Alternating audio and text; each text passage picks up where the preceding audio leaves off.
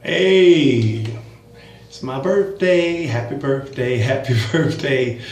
Okay. I don't really celebrate birthdays like the heathen do. I don't look to receive gifts. I look to give them. So today I'm going to give you guys a good gift. And this is going to be a gift that ultimately will keep on giving until y'all get this thing in your spirit. Because I thought I was going to be done with Mr. Blaster Master, but he had to come back. And I just want to tell you, his comebacks are pretty much typical of most people that I have been encountering. You guys cannot hold your position and you end up moving off your square, and I just wanted to bear witness to this one. So this is on the talk section of my Science and Bible Philosophical Farming. If you want to actually see it, because I'm gonna go down, but I might skip a couple of little things. I'm just giving you some highlights because I want to, just show you guys what happens. And I predicted this on my inaugural video that you guys are gonna talk to me, and we're gonna get to a point where you're gonna see that you can't hold your position, and then all of a sudden you're gonna want to switch up.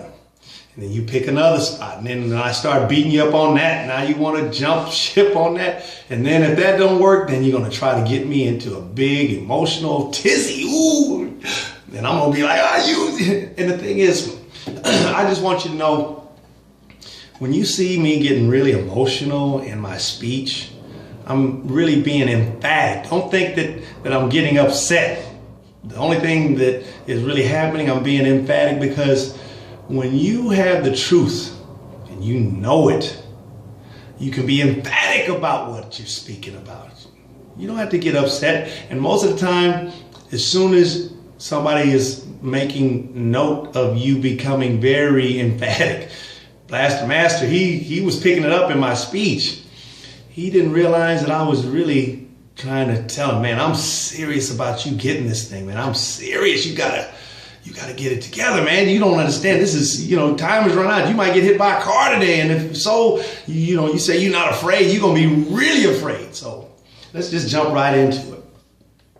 So Master Blaster, he's watched this video, Science and Bible Philosophical Farming. And then he basically becomes a believer, but he doesn't become a believer in that God of the Bible. He's going to throw these idol gods up in. So he says, Gerald, you know that Thor exists. Don't deny it. He's the God of thunder and lightning. Anyone who denies that Thor exists is just lying to themselves and is blaspheming Thor and is foolish. So I can only assume that you're going to start worshiping Thor now. That argument doesn't convince you? Then why should it convince me of your God? Fun fact. He's getting fun. He's going to give me some fun facts. Fun fact, the Romans used to refer to Christians as atheists back in the day, and he's right. He's doing this. He's starting to read. I love it. Love when people start to read and think.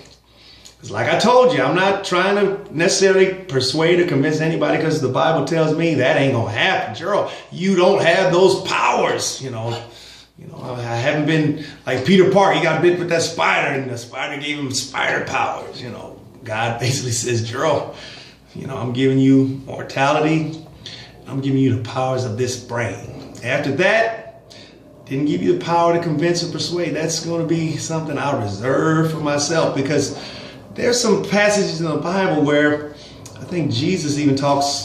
There's this passage I can't remember, and I think I'm gonna put it in the comment section there, or the description section, where I'm gonna give you a passage where God was talking about he's made certain vessels for honor and certain vessels for dishonor, which kind of will say that maybe some of these people are made to go to hell. I don't know. But you know what? God made all of us. So, he's in charge. He owns it all, and he can do with it as he sees fit. So if that's what he wants to do, praise God. Because you know what? There is a story in the Old Testament where this prophet had two sons, and they were making strange fire. I think if you keyword on Bible Gateway, strange fire, you'll get to the story in the Old Testament where these two sons of the synagogue priest, and he was a Levitical leader, they made an offering in the temple And in the course of doing it, God burned him up. And God basically, in a vision, I forget how, he communicated to the synagogue leader, the rabbi, and he told him, you're going to go to hell because you should have told these sons of yours really what time it is. And the oddball thing about that rabbi was when he got the news, only thing he could say, blessed is the name of the Lord, because he understood, he knew the truth. He can't argue with God's purpose. If God says you're going to hell, you're going. I got plenty of reasons for him to send me there. Plenty. Just today, talking to my brother, we were having a biblical study, and I said some vulgar words, and now I know what vile means. I looked up the word vile, but it's not funny. It is not funny. I found myself saying things that I knew I shouldn't be saying, but I was so emphatic and so angry at my brother, or wanting him to understand me, that I started cursing. So it's a sobering thing. And the whole thing is, this is one thing Blaster Master is not understanding. I'm how did Paul say it? I'm contending. I'm wrestling with this thing. I'm wrestling with him. I'm wrestling with my own, foolish thinking about some things, but the thing is, God has kept me to see truth, because he promised, he says, you shall know the truth. You believe on that God of the Bible, he promises that you will know the truth, and the truth shall make you free. And he said, when you get this thing and you know it like you know your name, you're going to be able to go before kings and governors and leaders and philosophical university professors, and they will not have anything to oppose what you bring, because you're going to bring them the truth. And the truth stands. A lie cannot stand under the scrutiny of light. Just can't hold it. So here we go. So he gives me this thing. And now he says that, so the Romans used to refer to Christians as atheists back in the day. You are an atheist to Gerald in respect to all the other gods that people believe and worship. The only difference is that I believe in one less God than you do. And you know what? Richard Dawkins threw that garbage up. And that one got crushed a long time ago. So this brother's not reading current events. He's not keeping up with the flow of the atheist, shape-shifting view. It's a shape-shifting view. It's not consistent. And so here we go. I'm going to go ahead and point this out to him. So now, Blaster Master, now you have to suppose a deity. So he's got to imagine a deity, because I told him, idols. You're going to bring up an idol to try to combat this true God that I'm bringing, to try to escape the truth of what I presented. So you, like the devil, will adopt and try to confuse by creating gods, idols that are not real. You want to believe in Thor? What does Thor say about where all things came from? You don't know. But I studied the god Thor, and I did. I Googled it, and I did some book reading at the library. What does Thor say about why he made you? Or was he silent on that issue? Does Thor explain why you are mortal, or what happens after death? Or is he relying on another god for that job? And does Thor provide what is Thor? A means for a man to verify his claim of godhood, that he's the real deal. Can Thor be killed? If you were paying attention, you would see that the true God is not afraid of the mind he created to think. You take that which was given to you, naked you came into this world, and you will leave your body and all your possessions behind when you die. And now you want to play dumb and act like you don't know that these things came from something created by someone. That's the damnable lie. Trusted scientists told you that you believe that you can get everything from nothing. You will be stripped naked of everything, including the lies you chose to hold on to, and be judged for taking that which belonged to God and misusing it. Everything here, including you, was made for God's glory, and because you deny his primary, which means primary, basic, simple purpose, you are now a criminal. And like the criminal on earth, you will soon be brought to justice. This is what I've been telling y'all all along. Y'all don't listen. You're dead. And he's going to raise you up to be brought to justice. Okay?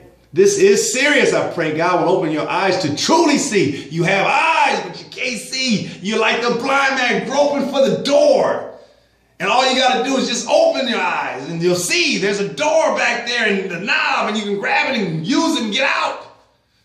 But you're going to play dumb that this is God, that God didn't make these things. But you're going to say, I don't know. You're like that thief, stole all that property out the master's house. He's running down the street, and when he feels he's comfortable enough, he's at that university campus. He's going to go ahead and take some of these things and say, hey, man, you want to buy this tablet? It's an $800 tablet, $50. Yeah. Stupid. So anyway,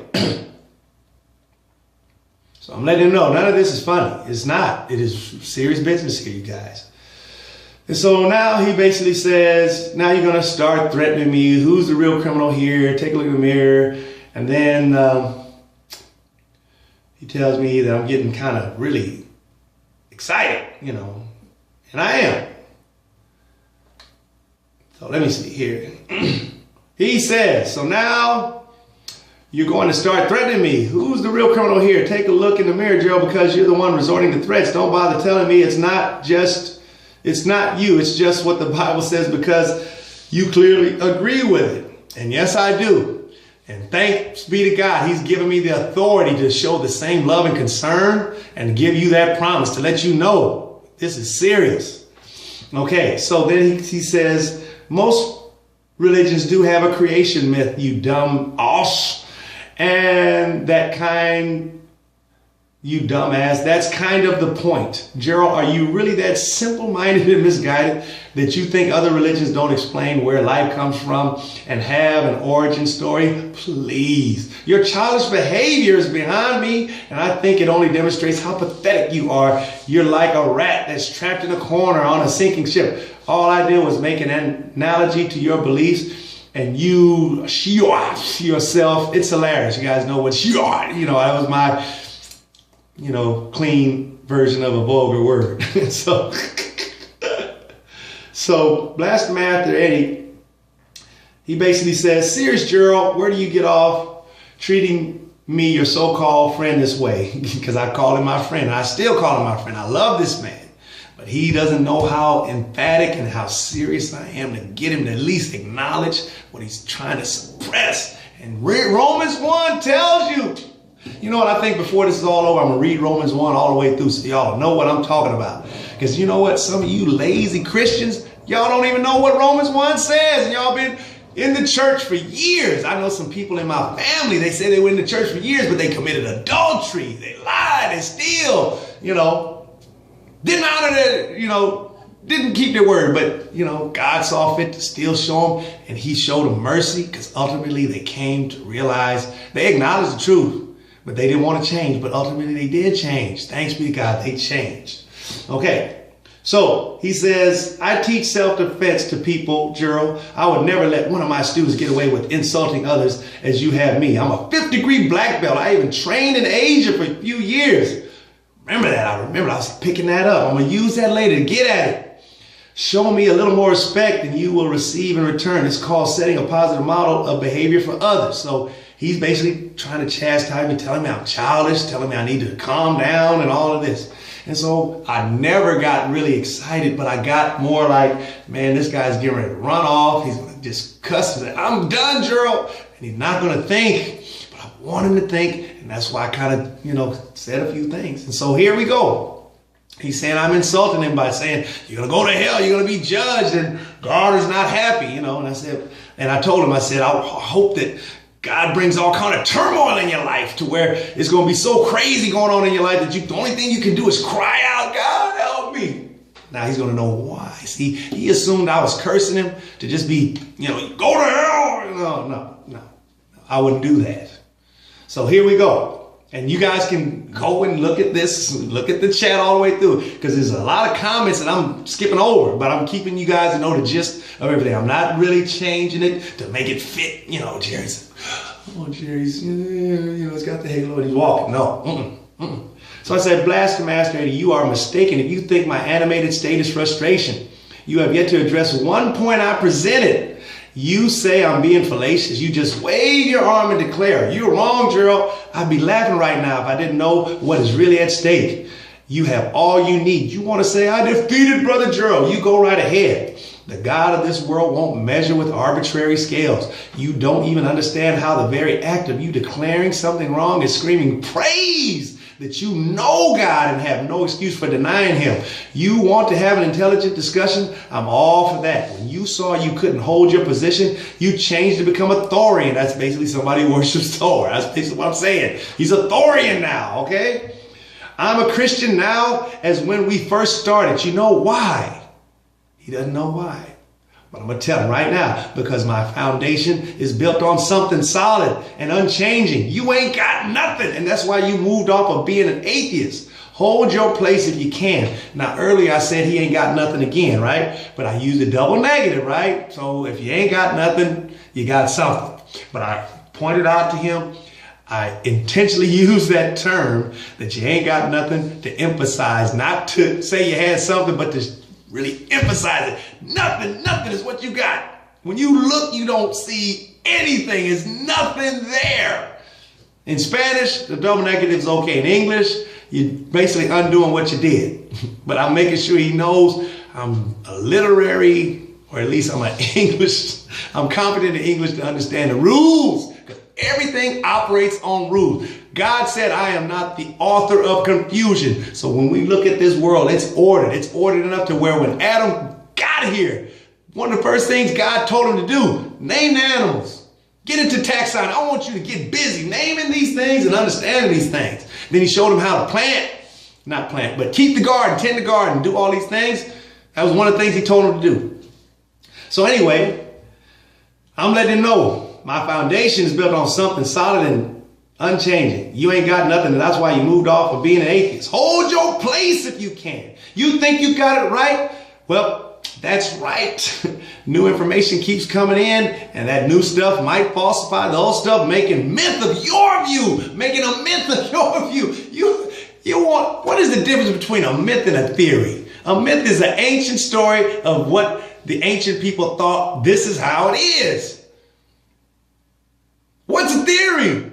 It's a scientific story telling the reader this is what it is. And the only difference between the myth and the theory is that the theory is being spoken by a guy who's alive, who's going to be dead in a minute. And when he's dead, his stuff is going to be pushed off into that same hole with the Therians and the Thorians, all of them gone. Okay, so anyway, I told Blaster Master I did not threaten you.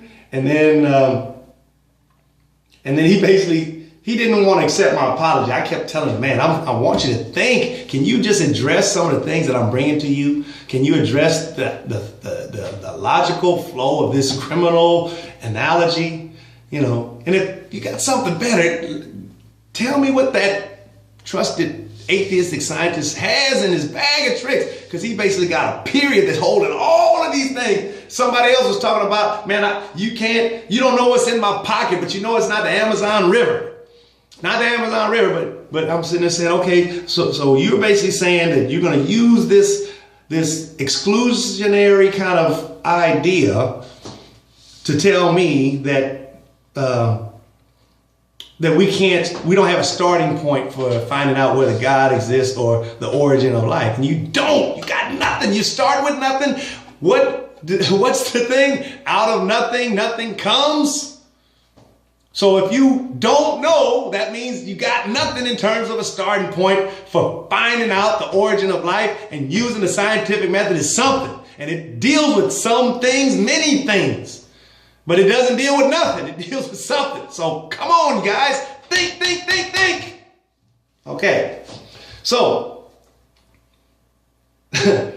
So he said, you want to double down on your threat and curse towards me, that's fine. However, I'm done talking with you if that's the case. I have no interest in discussing why that's immoral to you. I hope you can learn to engage others in a respectful manner someday. I didn't cuss him out or anything. But listen to what I want to tell him. So, let me see. Which one do I want to pick? This is the one. Thank you, Jesus. He gave it to me, and I ain't got to search for it and waste more time. We're at 20 minutes almost. I'm going to be out of here in about 3. So this is the end of the story, and this is what I want you guys to remember. There's more commentary there, but the gist of the story is here, and I'm going to give it to you now. Blaster Master Ada, you are not listening and not thinking. Let's try looking at it another way. When the teacher, by learning a particular technique, by way of a particular method, gives you a lesson to change your conduct to match his, are you not receiving that of which he also received? You are a 5th degree black belt. He mentioned that, so I'm going to go ahead. God told me, use that.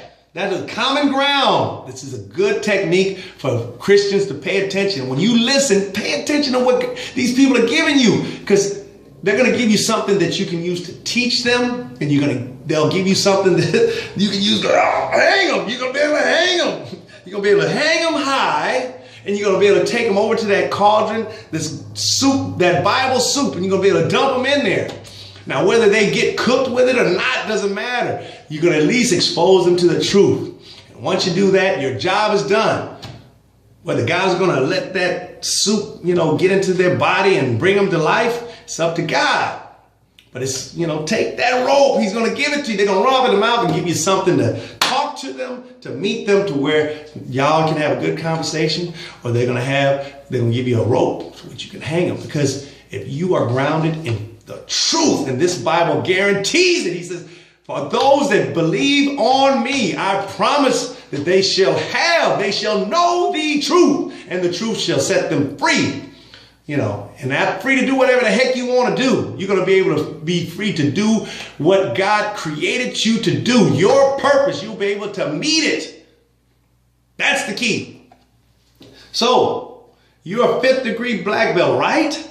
How did you accomplish this? Did you submit your mind and body to do what your master teacher told you to do?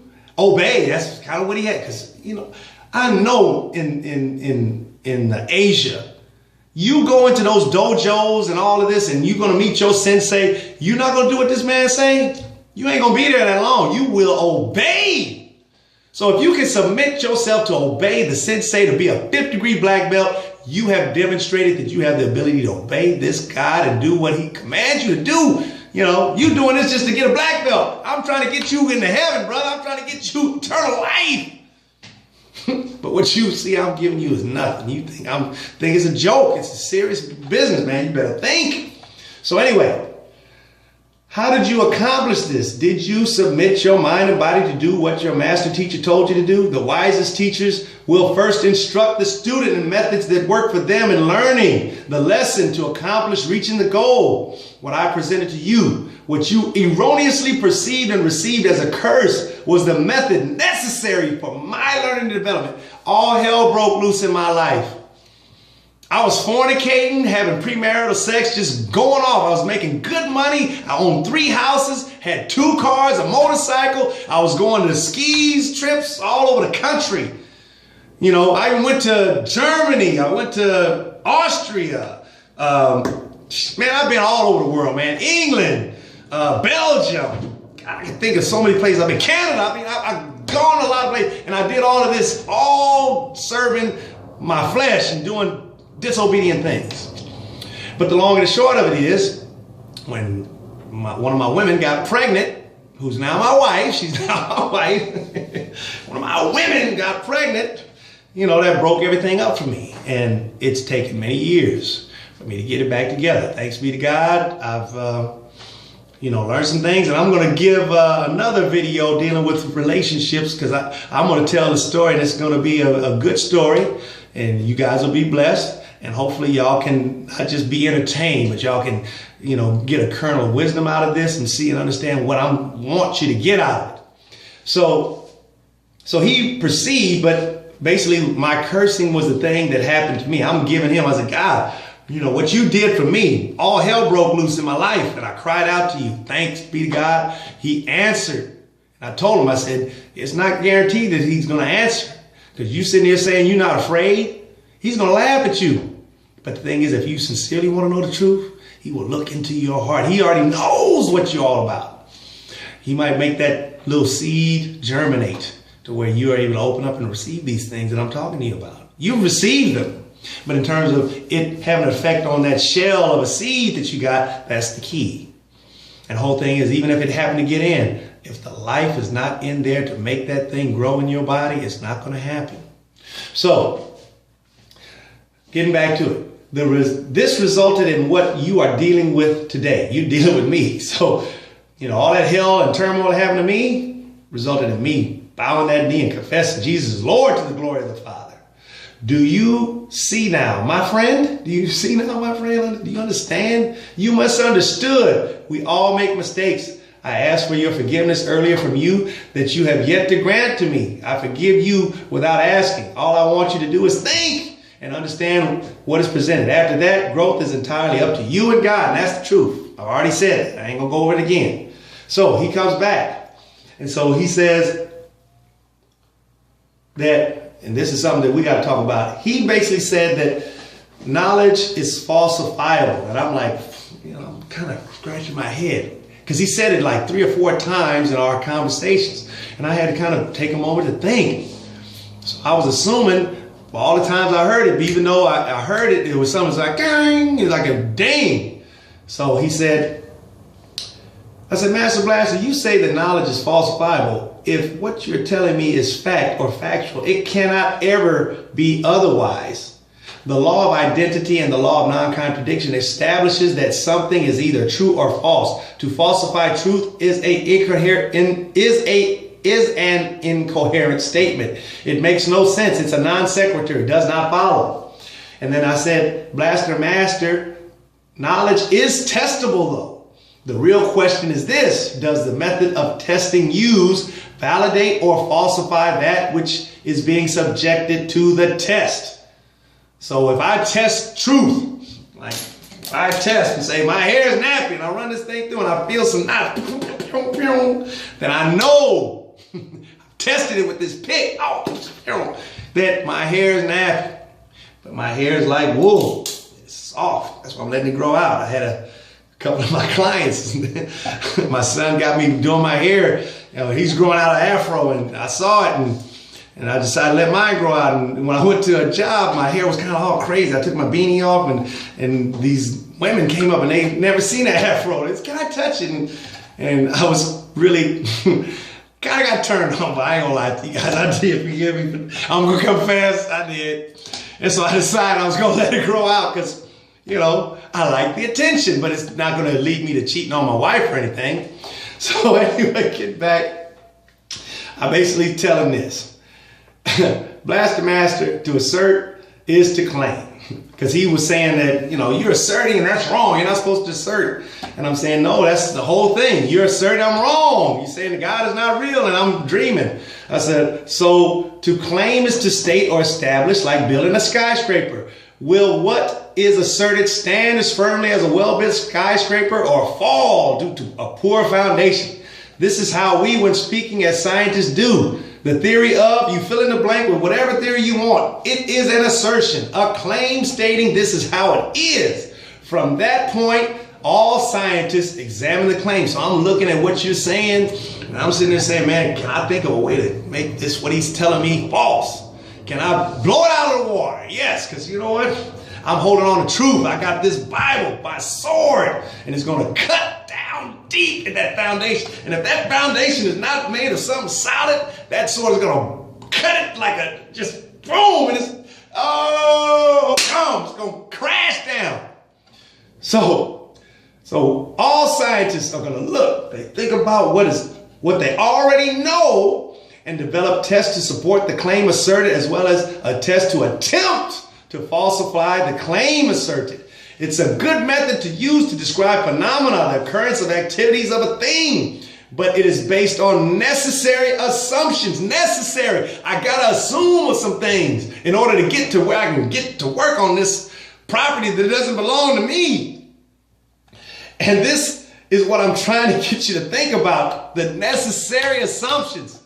I don't care about what you do in the lab. Before you stepped in that room, did the scientist tell you we have to assume some things? No, he didn't. He lied to you by omission. He didn't tell you and he should have. And that's why we got rid of God. That's how we got rid of him. He forgot to tell you all of these things about this property. We don't know where it came from, but we know it couldn't come from nothing. It had to come from something, someone. And we don't have the tools to even go to this metaphysical region.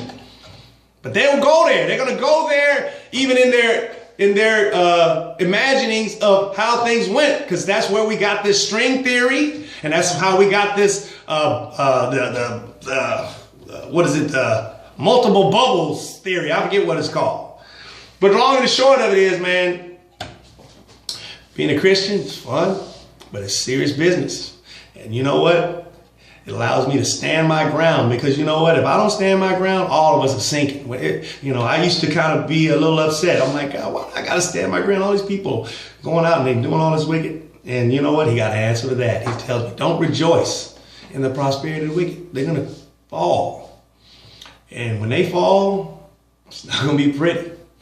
And it's just like Noah's day. I did a video on Noah.